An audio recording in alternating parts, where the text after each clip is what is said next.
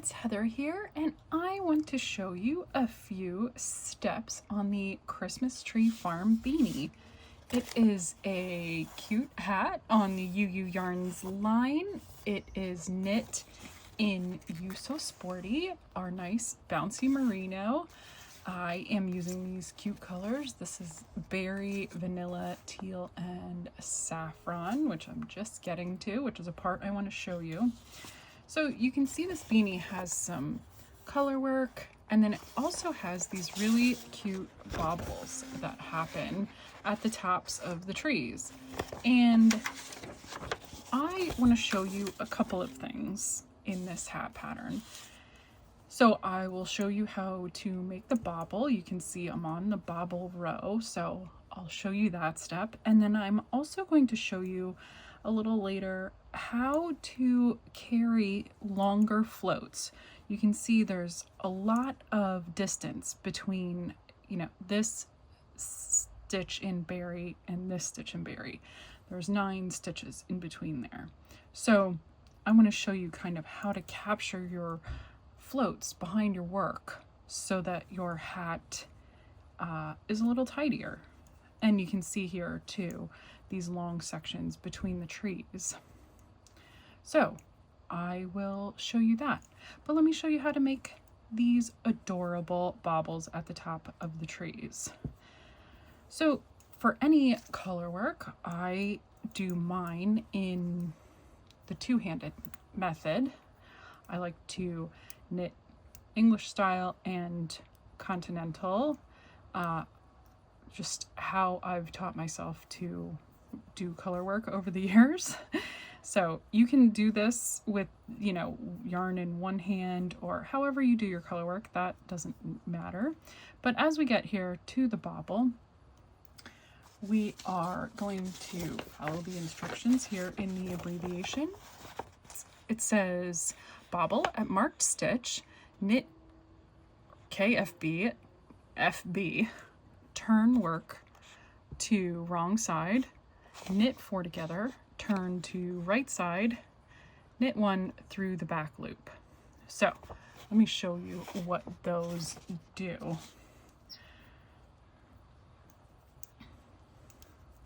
So we'll get our yarn all set, and now at the bobble stitch we are going to knit 1 into the front.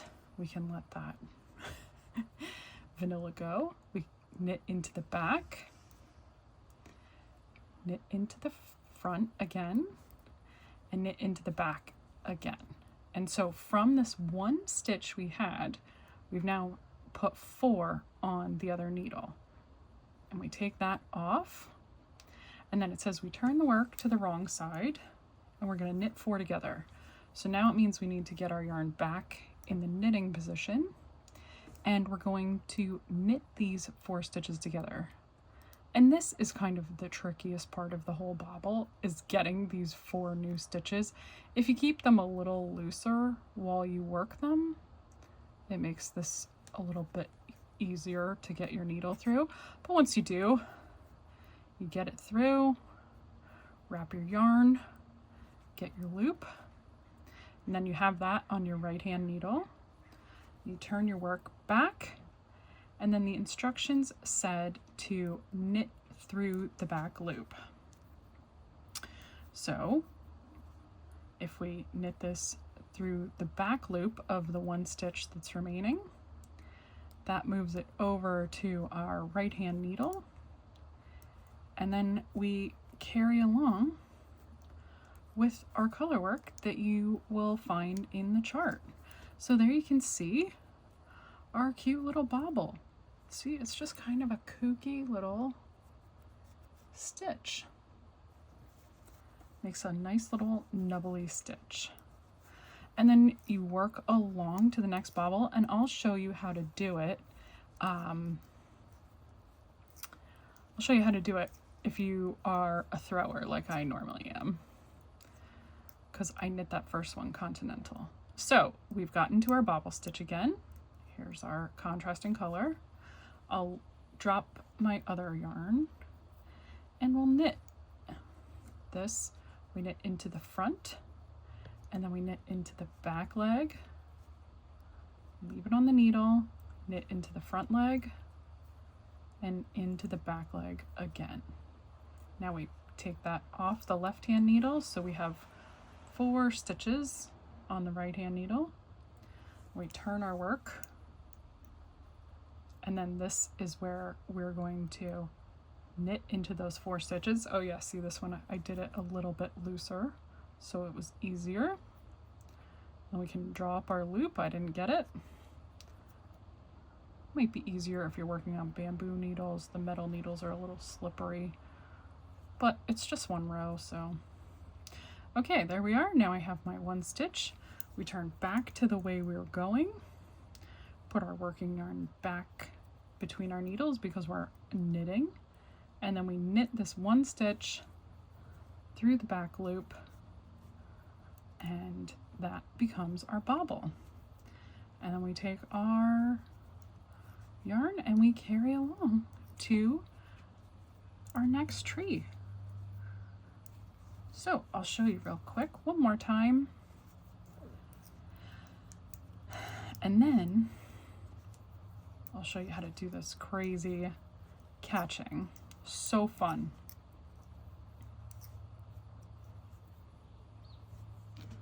Let me show you the bobble one more time. So we knit into the front of the stitch, the back of the stitch, the front again, and the back again. And then if we pull it up and get it up on the big barrel part of the needle, that should keep it looser. We don't need our contrasting color right now. It's kind of a pain, but it's only this 1 row. So the rest of the hat is so fun and it flies by. So then we knit 4 together, turn our work back, and we knit that 1 stitch through the back loop. And I've been using the gold color in my left hand, so I switch it back. Now, I want to show you too how to do those catchments. So I'm going to come back when I am working on this part of the hat with these little peaks, and I'll show you how to do the 1 color catchment and the other color catchment. So there's a little bit of a different technique and it's super fun. So I'll see you again in a minute. Back again, and you can see that I have worked the necessary rounds in between the bobble round, and now I've done some plain rounds and I'm back into the color work that is making those peaks at the top of the hat. And what I want to show you here is how to carry the yarn past those long sections. So, you know, we're going 9 stitches in between this berry stitch and this berry stitch. So I want to show you how to catch your floats nice and tidy. And you can see there's no twist going on here. I'm not like picking up a ball and moving it over and moving it over. There's none of that. The way this technique works, okay, now I've messed it up. There we are. Okay, the way this technique works is you're always using 1 yarn in one hand and the second color in your other hand. And so I'm going to knit with my contrasting color, my lesser color, and this is the color that's coming from my left hand.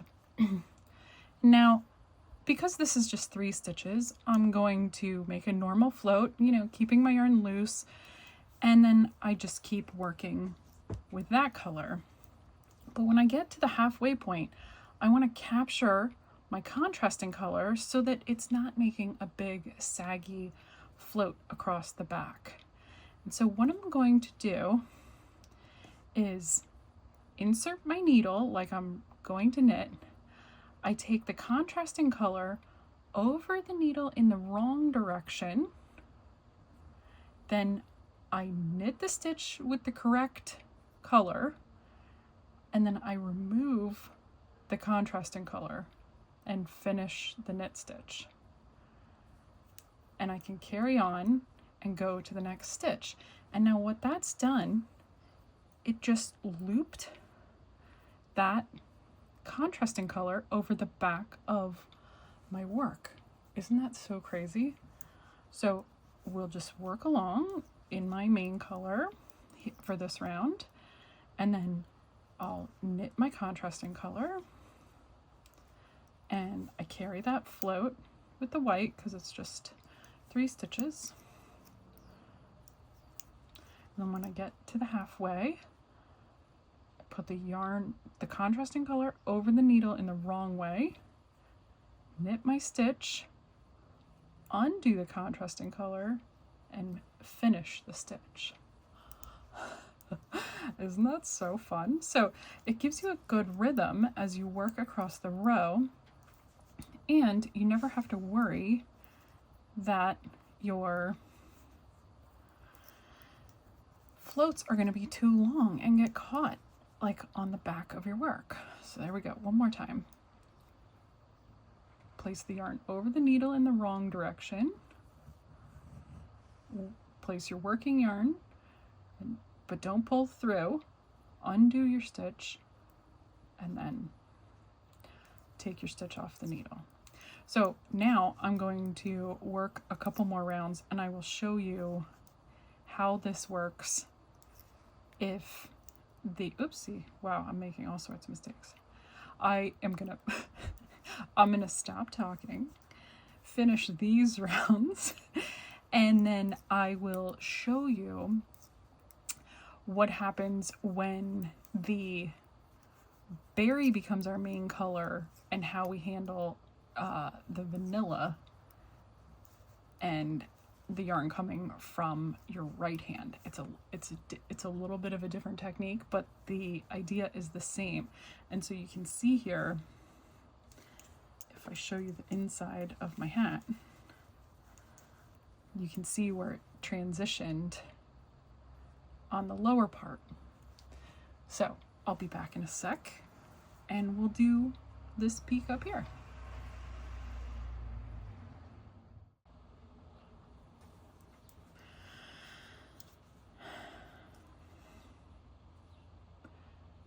Here I am on the next section. You can see I'm increasing the amount of berry on the row, and we're decreasing the amount of vanilla to make those peaks like I keep talking about.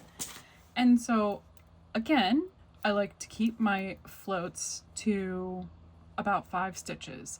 So the previous row was 5 berry, 5 vanilla, and I didn't do any of the catchment. I just did a float, and you can see that's the kind of the longest float I have back here. But now I want to show you how to capture the color when it's coming from your right hand. And it works a little different. So here we'll just come across and we'll work our 3 stitches of the vanilla, and then we're going to work a total of 7 stitches of the berry here, but I will catch the vanilla on the 4th stitch, so halfway through. So we'll do 1, 2, 3 berry. Then on the middle 4th stitch, I'm going to insert my right hand needle, wrap my vanilla yarn around the back, knit with the berry, the color I want, and then take the vanilla back off the needle. And that does a little catch back there and loops that vanilla in so it's secure. And then I just finish the stitch. So again, it's not twisting the yarn. You can see my 2 strands. My skeins stay here. My strands are not looped over each other. I'm just always working from the yarn in, oops, that did need to be vanilla. The yarn in my right hand stays in my right hand, and the yarn in my left hand stays in my left hand. And now here we are. I'll do the catch again on the 4th stitch. Jeez. Okay, here's the working stitch. I insert my needle, wrap the right hand yarn around as if to knit, knit with the color I want, take the loop off with the contrasting color, and then finish the stitch. And so you can see it's just sort of like tucked there as a loop, but it's not adding any extra twist or anything like that. You're just sort of capturing it behind your work. So it's a really fun technique. I love to use it. I think it makes the project so much more tidy on the inside. Oops, there you go. I did it. I just went ahead and knitted it. Anyway, I think it makes the project so much more tidy on the inside. I don't know if you were like me, grew up with a grandma and a mother that said the inside of your work has to be as pretty as the outside of your work, but anyway, that's not why I do it. I do it because it does actually make for a nice and tidier project, that things aren't going to get caught on the inside. And you can see there, okay, that one was a little loose. You can see, like, yes, you can sort of see that you can see some ghosting of the other colors there, but it's not that big a deal, because like when the hat is on, when we block it, that is just going to be part of the adorable hat. So there you go. There are some fun techniques to try next time you do color work. And if you want to make the Christmas Tree Farm hat, you can find it. The links are down below, or you can visit uu.com, EWE, and we have everything to make them. So this is our sport weight merino. It's all soft and bouncy, comes in so many great colors. You can do full on